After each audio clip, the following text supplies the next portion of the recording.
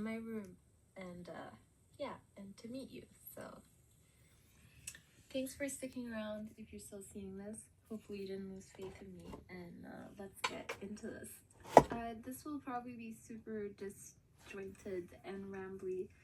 I have no script or plan. I'm just playing it by the ear and trying to, because the truth is I have no idea where this channel is gonna go, and I have no idea what I'm doing on a day-to-day basis. Like, it constantly changes.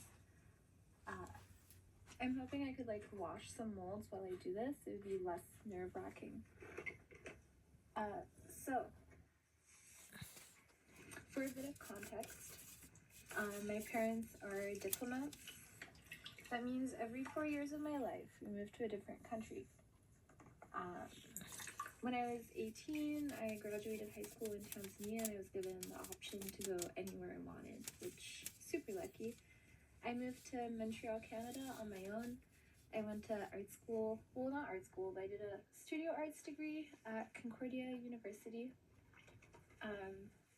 My concentration was painting and drawing. Maybe I shouldn't scrub it like that. Maybe a bit softer. Yeah, my concentration was painting and drawing. My whole life, I was like a painter, a drawer. My parents supported me wanting to be an artist. I'm super lucky in that way. So I really enjoyed living in the city on my own, probably more than going to school. I've always loved learning, but I just always hated school. And when I was around 21, I had a big crash. I was super anxious, I was depressed, I was like throwing up before painting critiques.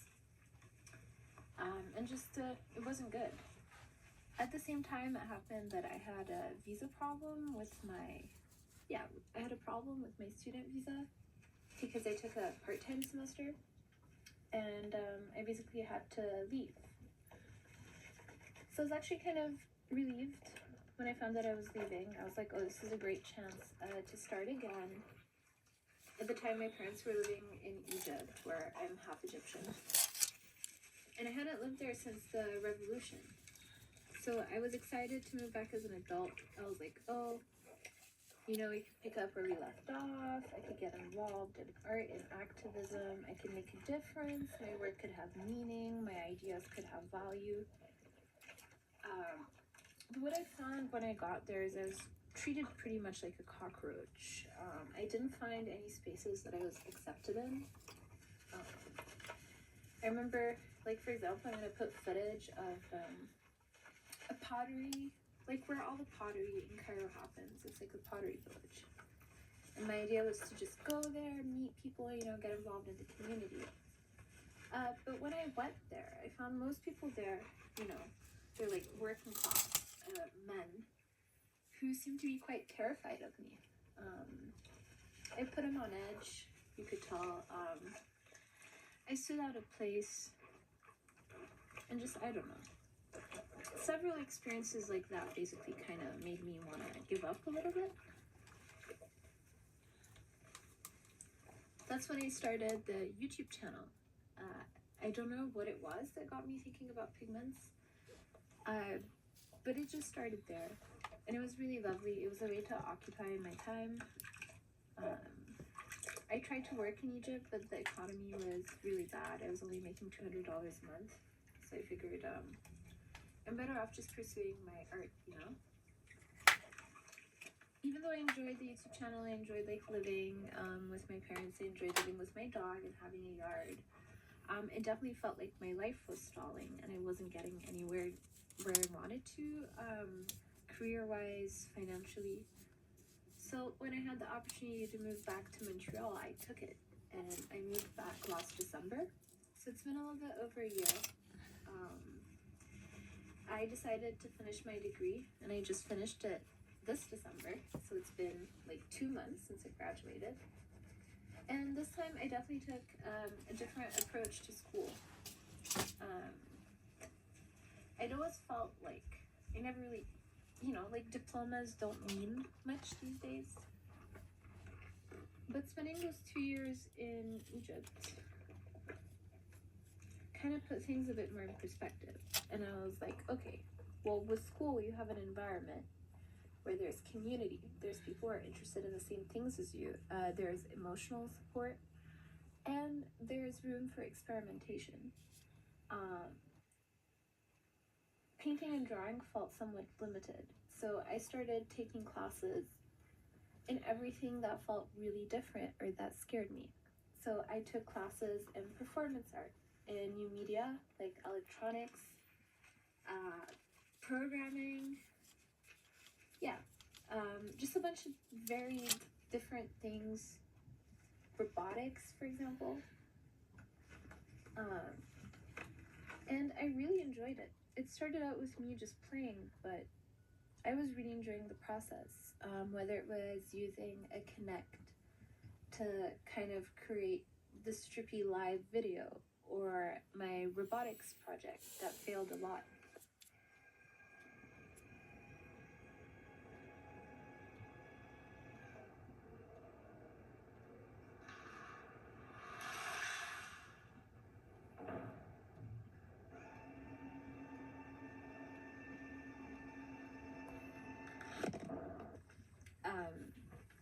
There was kind of a process.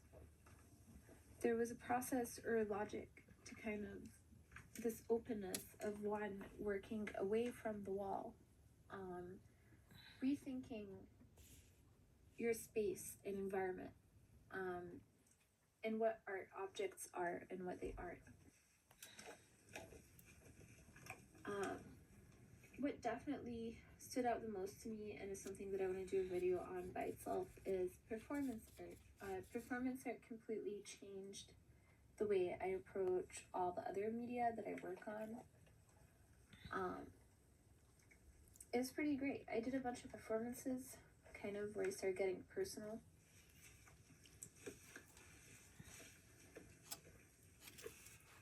And I would say that it even extends way past that. I mean, I did like AR filters, real masks, just absolutely everything became an opportunity to play, I would say. I had really started letting go of the idea that artwork has to be a set piece, and that the process was everything, and that, I don't know, you don't have to be like, I'm a painter, so I'm going to sit down and I'm going to paint all the time, and that's like my only mode of expression. It's just this idea that you can use whatever is around you at the moment to play. Play is really the best way I can describe it. And it feels amazing. So a lot of the direction that performance art took me is it allowed me to really express myself. When it's just me out there, I don't want to play a character.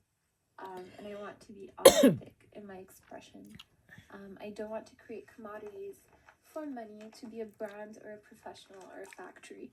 That's not my job. I didn't get into this to be a brand. I just wanted to make things and put them out there with the best of intentions. Which kind of applies to this, because I realized, it's I'm trying to bring a human element.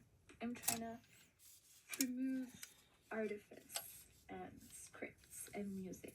It's just me and you. I don't know you, but that doesn't really matter. I've signed up for this.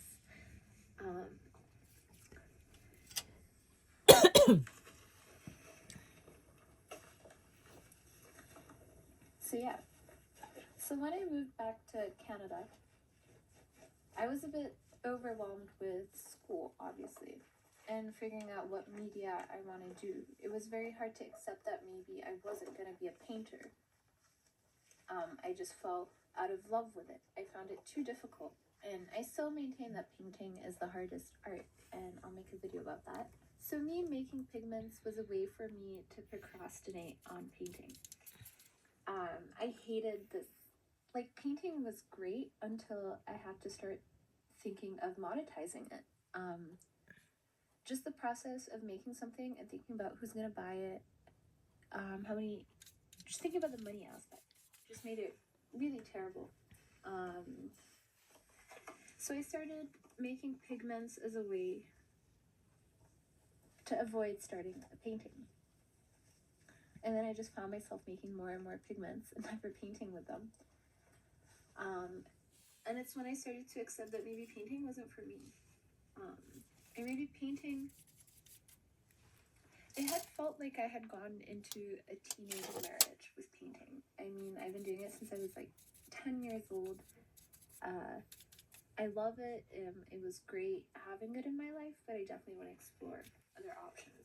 I'm not ready to commit to it that way. And I also feel limited by it in many ways. So the past year was definitely a process of me accepting that while I may not be a painter, I can still be an artist. In regards to the channel, I don't think I'm going to be making more pigments, to be honest. It's just not fun for me. I do want to continue documenting what I'm working though. And the truth is that I work on a lot of different things, completely different media. I'll be like switching between candle making that I'm doing right now, mold making, electronics, media, just whatever the hell I'm into at the moment. And I do hope that you'll still stick around, but I completely understand if you don't, because I mean, this whole channel was about pigments. Yeah. Your comments were incredible. I have to say, I haven't been making much money or recognized in any way for the past few years, but the comments that you guys gave me, it sounds so cheesy, but it's so valuable. And I would tell my friends, I'm like, you know, like I don't make much, but the comments are worth gold. When people are like, you inspired me to start making my own pigments, or when people tell me about the pigments they've made, or just that they like my videos. It makes me feel like my existence has like some purpose, or that I'm not completely useless. That what I've decided to dedicate kind of my life to, other people are interested in. And yeah, please keep kind of sharing with me your experiences. Keep sharing with me what you've been doing and how you feel about things and your criticisms. Because I appreciate it. It makes all of this worth it. Because it's a lot of work, actually. Well, now it's not, now that. So as part of my stripping everything back, the quality of this channel is going to go for a very deep nosedive. I don't want to do cuts or fancy angles or music. It's just me and you. Yeah. We're going to go back to like early 2000s YouTube. Should be pretty fun.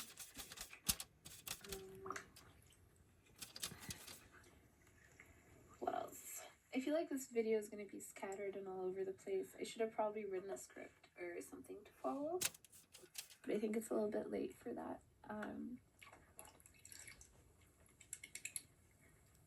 A big heartbreak too with the pigments was that it was just constant failure.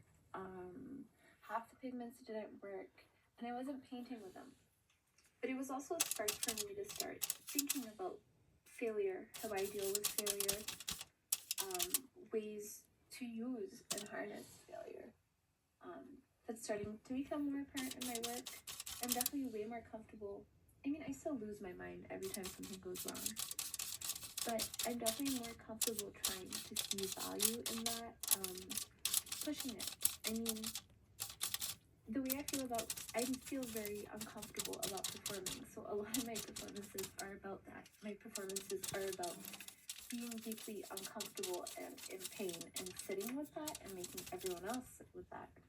And just getting through it, you know? Like after filming and posting this video, I'll still be breathing, hopefully. And it'll be a sign that this isn't gonna kill me, I think, even though it feels like that. Yeah, I super appreciate you indulging me in this kind of rant and weird introduction that didn't really introduce much. I'll see you in the next one. We'll make more videos. Yeah.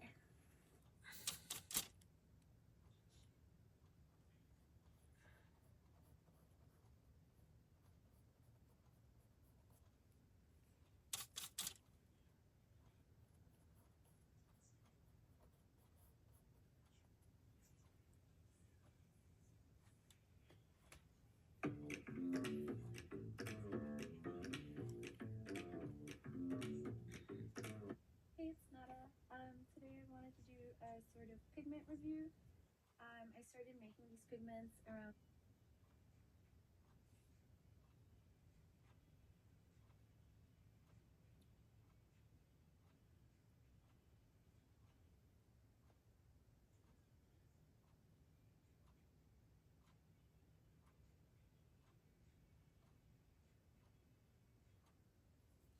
This is why your blood sugar spikes and feet burns. Did you know type 2 diabetes is a completely reversible condition?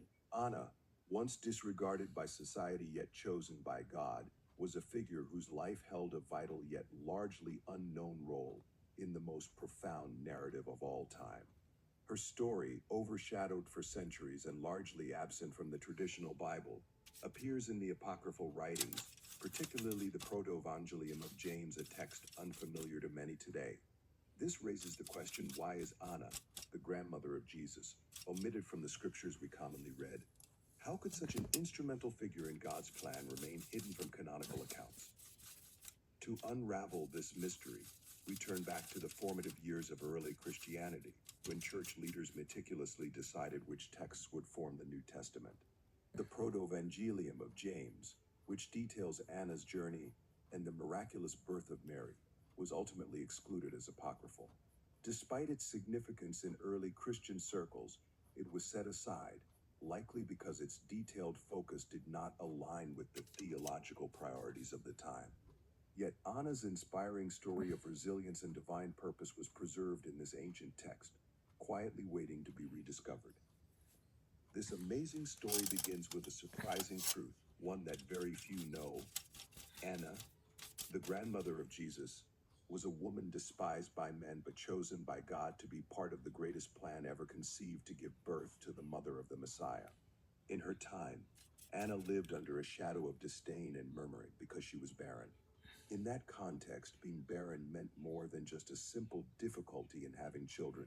It meant shame, rejection, and worst of all, being considered abandoned by God. Imagine what it meant for a woman of her time to be barren. It was not just a personal tragedy,